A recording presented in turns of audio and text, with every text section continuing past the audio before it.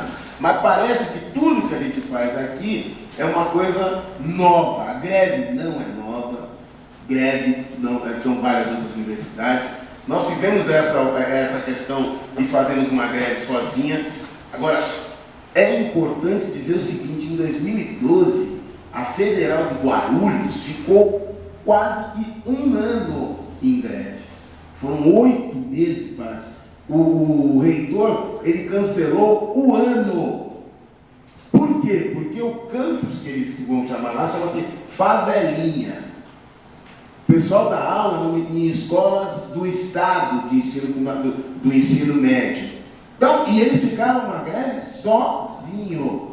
Não tiveram solidariedade, nem de nós da UFT acabamos fazendo pelo menos uma semente, damos a nossa solidariedade à Federal de Guarulhos. Isso é uma coisa muito ruim entre a gente. Nós precisamos criar uma forma de se solidarizar mais com os nossos outros companheiros, porque as realidades das universidades não são assim tão maravilhosas. E para encerrar essa minha fala, tem uma coisa que a gente tem, que é um complexo de pequenez, né? Muita gente fica falando, nossa greve não vai dar certo porque as grandes não pararam. Primeira coisa que eu queria dizer é o seguinte: existe uma divisão profunda no movimento, na docência superior, que quando eu cheguei aqui em Tocantins, as pessoas diziam abertamente: professor de universidade federal do Nordeste, do Norte, não do Nordeste, do Norte, não é para fazer pesquisa, é para dar aula. Por isso até que a UFT colocou que nós temos a obrigação de dar 3 aulas por semana. Por quê? Porque nós não fomos nós não ingressamos no Ministério Público Federal para fazer pesquisa. Quem faz pesquisa é o Sul, Sudeste e um pouco do Nordeste. E, pelo que eu percebo, a gente está incorporando isso. Por que o pessoal do Sul, Sudeste não para? Porque, gente, veio uma professora aqui e mostrou o que se gasta na educação superior para o Sul, Sudeste, é quase 90%, nós estamos com 10%. E a gente acha que nós somos menores. A gente entende que a gente vale menos. E que a greve não tem grandes pesos por conta disso. Pode ser até verdade, mas eu acho que a gente deveria levantar um pouco mais a cabeça. Eu acho que a gente precisa entender que existe essa divisão no Brasil que perpassa questão muito política e ideológica. A última eleição foi isso. O pessoal do Sul ficou doido, Sul-Sudeste, maluco, porque o 1% da Dilma saiu do Norte e Nordeste. No Norte e no Nordeste. E o Sul-Sudeste, São Paulo, ganhou de cheio. E eles estão, não sei o que, se acham melhor, não sei o que. E a gente não pode aceitar isso. Não pode. A gente não tem que assumir que nós não temos que fazer pesquisa. O que eu queria colocar era isso. Senão não tem para debate. Né? Bom, obrigado, João Batista, obrigado a mesa, e já abro as inscrições para perguntas, para os debates. Já tem o Giano, Marco Aurélio, mais alguém? Mais alguém tem interesse de fazer a KNM? Fechamos o bloco com 3, e aí talvez as perguntas e as respostas motivem vocês, os demais, a fazerem mais perguntas, né? Então, passo a palavra ao Giano.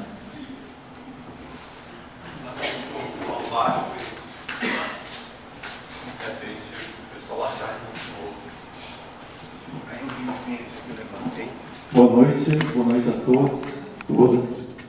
Boa noite ao juiz, né, aos professores.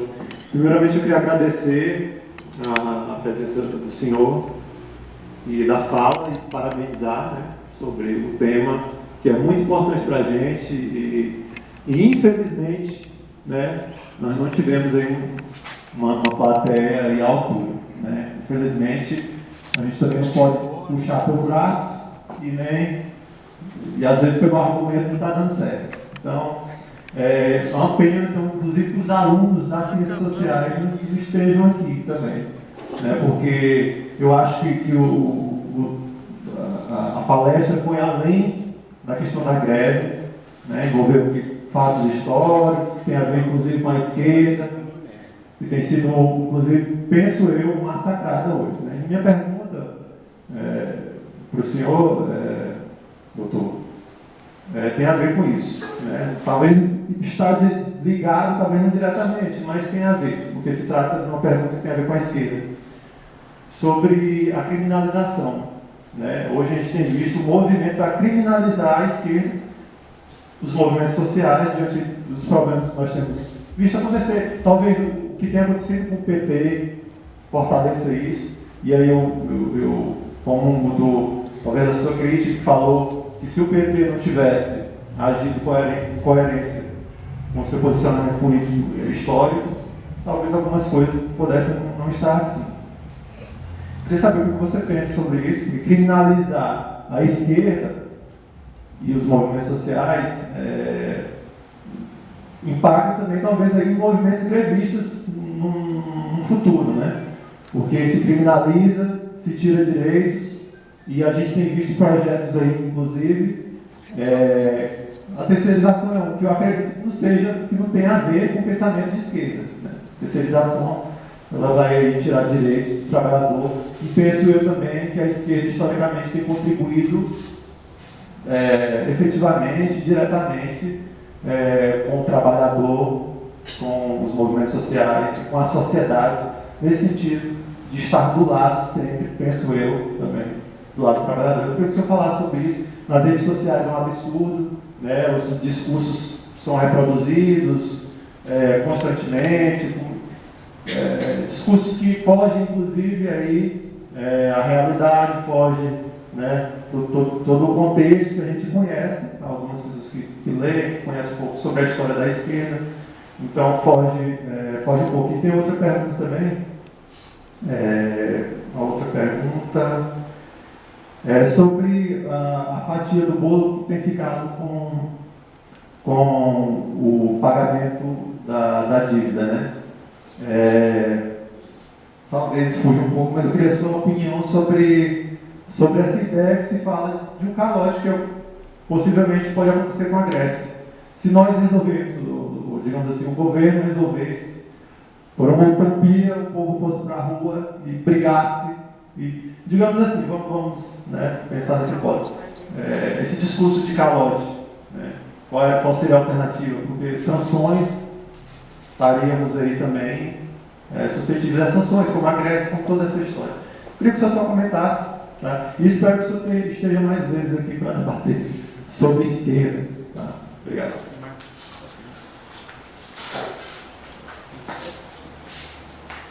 Vou pegar uma folha dos outros. Deixa eu tirar aqui.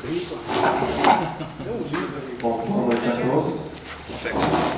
Gostaria de parabenizar a fala do professor João Batista, do juiz Aristóteles, da técnica Liane.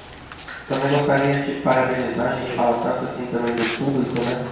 Acho que também parabenizar minhas bolsistas do PIBID, que apesar de ser um projeto de pesquisa, eu fiz questão de chamá-las para essa atividade, porque nós falamos tanto em formação acadêmica, e eu também penso que a academia é também um espaço de formação política, mesmo que de forma precária, insuficiente, mas é um espaço, principalmente porque é um espaço de produção e discussão do conhecimento. E não existe política, formação sem esse conhecimento. Bom, a minha pergunta é uma pergunta bem direta, não sei se simples, do juiz Aristóteles, que envolve mais uma questão legal, que é a respeito da suspensão do calendário. Porque na discussão que nós fizemos na terça-feira, na nossa Assembleia, sobre a suspensão do calendário, entrou-se na discussão de qual o efeito que essa suspensão do calendário ela acataria. No caso, eu fui procurar algumas informações a respeito da suspensão do calendário acadêmico, e numa dessas pesquisas eu encontrei uma decisão, uma sentença do Tribunal de Justiça do Estado do Paraná, em 2001, relacionada à UniOeste, que tinha cancelado, tinha suspenso o seu calendário acadêmico, e foi um mandato de segurança impetrado pelos 2 alunos representando uma turma do curso de medicina, alegando que a suspensão do calendário feria um direito constitucional. Inclusive você citou esse direito em relação à liberdade e aprendizado, que é o artigo 206, inciso 2 da Constituição. E nessa alegação feita pela defesa, a decisão do tribunal foi a favor, ou seja, eles deferiram o mandato de segurança, alegando que as atividades realizadas durante o calendário, porque a decisão foi retroativa.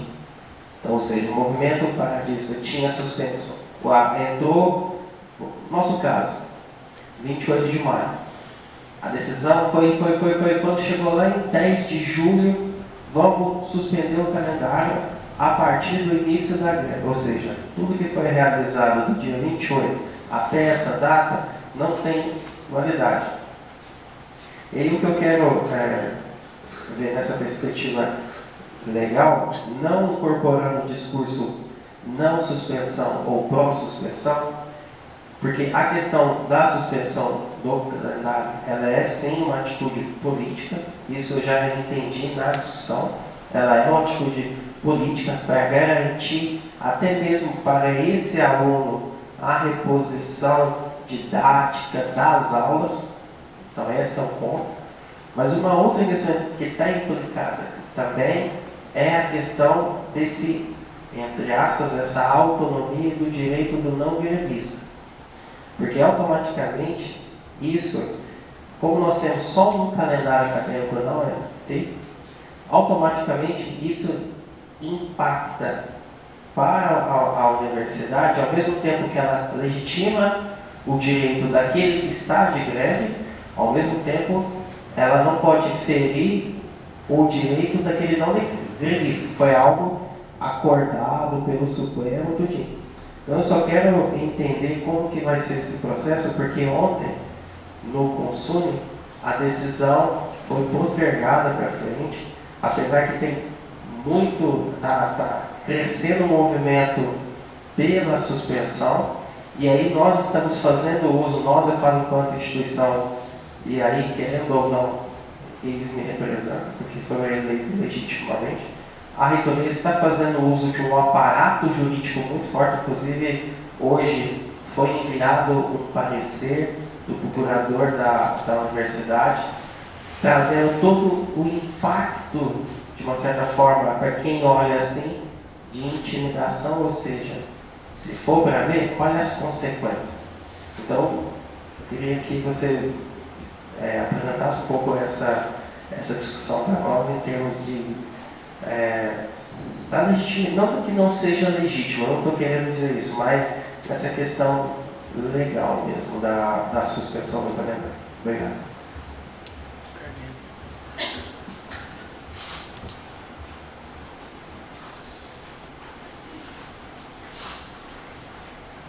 Boa noite.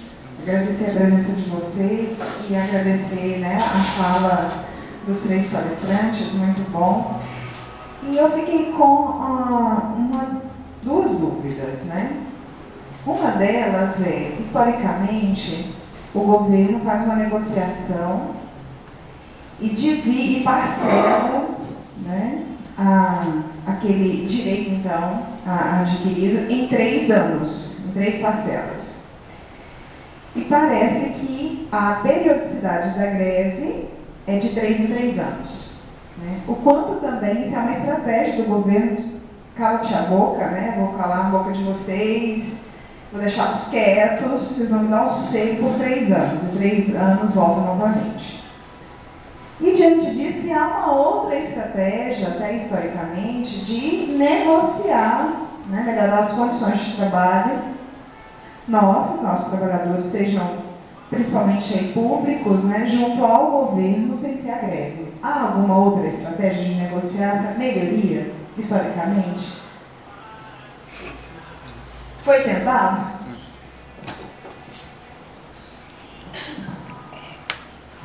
Vocês querem responder?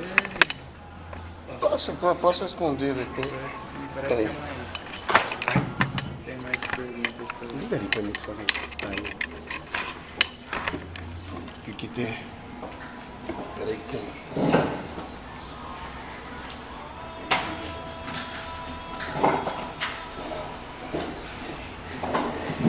Respondendo a Carmene rapidamente, é o seguinte. Na verdade, tem um negócio que... Essa é uma fala que vem surgindo em todos os movimentos grevistas, né? Primeira coisa é a seguinte, está se chegando à seguinte posição: o serviço público, a greve, está ficando cada vez mais ineficiente, porque o governo é insensível. Os professores de São Paulo ficaram 60 dias parados e voltaram sem ganhar nada. Nós também ficamos em greve, ganhamos pouca coisa. Os técnicos também receberam o mínimo possível. Em 2012 não parou só a universidade, parou a Polícia Federal, parou quase todo o serviço público do Brasil pararam, né? E o governo simplesmente dá de barato. E o que a prática do governo é não jogar contra a população. Ponto. Né? E aí então as pessoas estão falando, será que não tem outra forma da gente conseguir alguma coisa com o governo? Nós vamos ser obrigados a pensar isso. Eu vou dizer uma coisa, hoje uma pessoa me falou no telefone, falou: Batista, nós deveríamos ter eleito o Aécio. Por quê? Porque o Aécio era o nosso inimigo. E com a Aécio a gente sabia com quem estava lutando. Hoje a gente não sabe, né? Então hoje é uma coisa muito terrível. A cena que eu vou dizer é o seguinte: o cara que eu vou dar tiro foi meu amigo ontem. Então eu estou de um lado da trincheira e o cara está do outro. E quando eu olho, nossa, é você. Pô, há quanto tempo? Pô, não sei o quê. Sabe? E essa é uma tática que está vindo muito grande. De fato, hoje, eu faço greve porque eu sou lutador. Eu tenho uma postura política e ideológica. Mas eu gostaria de começar a pensar uma outra forma de fazer uma pressão contra o governo. Porque quando o juiz diz aqui a greve é férias, mas sejamos realistas, entendeu? Quando nós aprovamos greve aqui, eram 23 professores. Né? E vai diminuindo. O pessoal do comando de greve em Palmas, o pessoal fala: Batista, nós estamos trabalhando mais do que quando a gente está trabalhando. Greve, para mim, greve, eu estou trabalhando mais, gente. Eu dou aula aqui quarta, quinta e sexta. Eu venho aqui terça, quinta e sexta. Venho nos outros dias fazer reuniões. Eu estou trabalhando muito mais do que na greve. Vai ter reunião em Palmas. Pode ser que eu vá em uma ou duas. E eu não tenho perspectiva de que o governo vai aceitar o que a gente está querendo. Até quando isso? Não sei. Diante desse quadro que foi mostrado pelo... Eu não sei o que eu vou fazer. Gente, roubaram demais para fazer a Copa do Mundo. Roubaram muito. Cadê? Deu problema? Não.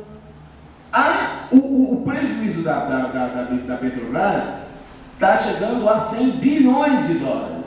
Isso é problema? Não. As pessoas roubam e não devolvem. Continua no governo. O Maluf, gente, devolveu dinheiro de São Paulo. É deputado deputado federal e está aliado ao PT. Então, eu não sei o que eu faço. Como eu hoje estou assistindo Scandal e The Good Wife, estou começando a entender. Os ladrões são sempre os mesmos. The Good Wife, que eu conheci aqui agora, começa o seriado com o marido da mulher que encana por corrupção. Ele era chefe dos procuradores lá dos Estados Unidos. Ele vai para a cadeia. Hoje ele é governador. E isso é assim. Zé Dirceu daqui a pouco vai ser eleito deputado de novo. E tal. E aí eu não sei, entendeu? Eu não sei se eu quero morrer, eu não sei se eu quero me aposentar. É verdade. Porque minha aposentadoria não está garantida. Minha condição de vida é uma porcaria. É verdade, gente. Meu salário não é essa maravilha. Todo mundo acha que eu sou rico. Sabe? Eu não tenho grande perspectiva. E eu conheço muito desses caras. Eu poderia ser amigo deles e entrar nessa coisa e ficar feliz. Mas fico com vocês. E quando eu venho aqui, ninguém apoia, me vira as costas, não sei o quê. É ruim, entendeu? É ruim. Porque, só para me encerrar, em 2012, uns 5 ou 6 professores me chamaram aqui e me deram uma dura que queriam acabar com a greve. Eu falei, tudo bem, só que é o seguinte, eu não sou o dono da greve. Eu não sou o bambambam. Nós entramos em greve em assembleia e vamos sair em assembleia. E mandei e-mail para todos os professores dizendo, olha, existe uma pressão muito grande e tal, para tentar terminar o movimento. Grevista, vamos fazer uma assembleia para discutir isso. Veio todo mundo. Nós nem ficamos aqui, nós vamos na sala. Não coube tantos professores dentro da sala. Todo mundo a favor da greve. Eu falei, opa, que a greve, a revolução. E os caras que estavam votando quietinhos. Vamos votar. Eu falei, não vamos votar. Eu quero saber quem era contra a greve. Não, você entendeu errado. Que isso, Batista? Tá falando outra coisa. Todo mundo votou continuação da greve. No dia seguinte não tinha mais ninguém aqui. Mas ninguém. Porque a greve não era aquela greve de luta. Nós aqui estamos aprovando. Vamos fazer uma greve de ocupação. Infelizmente, o juiz aí, Óstenes, já deu essa palestra para o nosso público cativo. Porque isso aqui podia estar lotado. Mas ele já deu a palestra para o nosso público cativo, que são os professores do Estado. E aí nós estamos aqui. Agora, só uma coisa. Não vamos desprestigiar. Nós somos melhores do que os ausentes. Eu prefiro nós do que um bando de cara que viesse só aqui e ele ia falar e ia ter tudo ouvido de morro, né? Que não entende absolutamente nada. Não vamos nos valorizar, viu, Jean? Nós valemos mais. Eu estou aqui, valo 10 professores. Você, 10 técnicos. Você também, o Mário. Para mim, essa sala está lotada.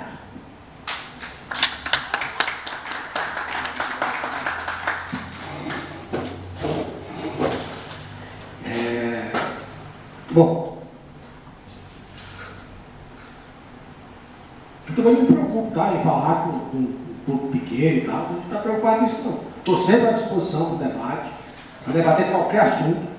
Acredito que a magistratura tem que se aproximar da sociedade e se aproximar, no caso nosso aqui de Tocantinópolis, construir um debate com a universidade, com a UFT, é um projeto pessoal, um projeto institucional, que enquanto eu estiver aqui eu quero fazer e pavimentar e utilizar sempre. Estou à disposição, sim. Respondendo às provocações, às perguntas, a criminalização dos movimentos sociais. Primeiro é importante a gente ter a certeza de que os movimentos sociais, as reivindicações dos movimentos sociais, elas não são restritas e as bandeiras não se restringem àquilo que está discutido no país. Ou seja, há uma relação muito direta entre o que está acontecendo aqui, entre o que está acontecendo na Europa, entre o que está acontecendo no próprio Estados Unidos. E a reação a essas reivindicações, elas é que levam à criminalização dos movimentos sociais. Porque é impossível, aquele quadro, quando a professora pergunta para o Batista, e o Batista responde, não existe outro instrumento além da greve, eu desconheço, né? Foi essa a resposta que o Batista colocou, é porque aquele quadro, ele é muito parecido em qualquer outro país. Seja um país rico, seja um país pobre. A dívida pública americana, por exemplo, é muito pior que a nossa. Quando você vai discutir na mesa com os governos e quando se analisa o orçamento, a barreira é isso aí, como é que você vai enfrentar isso? O impacto orçamentário, por exemplo, o discurso que o sindicato ouve, que o antes ouve no governo federal, acerca da LOA, acerca dos limites orçamentários, o que a gente pode gastar, o que não pode, o aumento do orçamento, o aumento da arrecadação, queda da arrecadação e tudo, é porque está engessado nesses compromissos.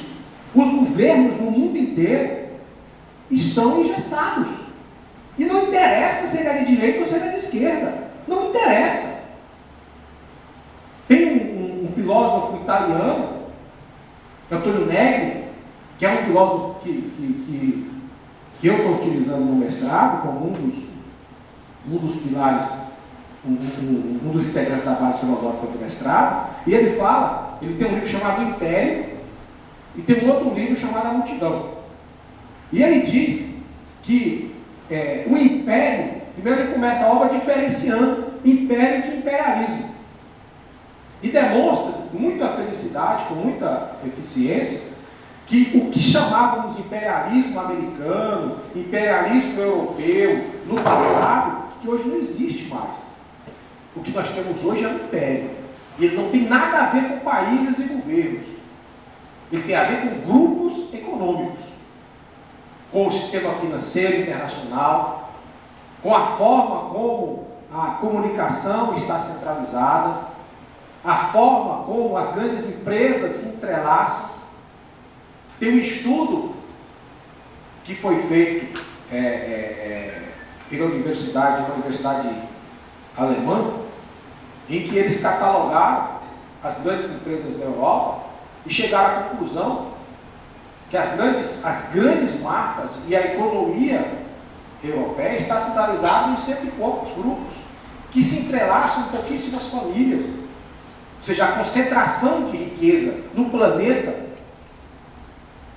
e a concentração de riqueza leva à concentração de poder, ela não tem precedentes na história da humanidade.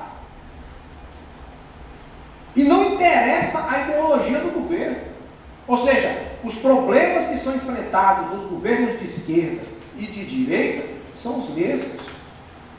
O engessamento do poder político é o mesmo. Não tem como a gente imaginar ou colocar hoje, dentro do arcabouço político e ideológico do Brasil, uma solução a isso, dentro de uma ordem posta. Não tem como. Não tem como aqui, não tem nos Estados Unidos. Quem está acompanhando o debate da sucessão do Obama, está vendo claramente o discurso de Hillary Clinton é muito mais moderno, muito mais avançado, muito mais de esquerda do que o da Dilma. Por quê? Porque eles estão vivendo um momento, e isso não é uma crítica ao governo Dilma, não. É uma necessidade do momento em que eles vivem. Obama está encaminhando para o Congresso um projeto de taxação das grandes fortunas como uma forma de enfrentar situações deles. Ou seja, o debate em torno da esquerda e da criminalização, ele passa necessariamente pelo reconhecimento de que os governos estão fracos, de que a boa vontade ou o compromisso ideológico dos governos não é suficiente. A experiência petista do Brasil, ela é importante para a gente refletir. E os movimentos sociais estão criminalizados porque representam oposição única ao status quo, que não é governo, repito. O calote, dentro de uma ordem jurídica, ele é um ilícito. Agora,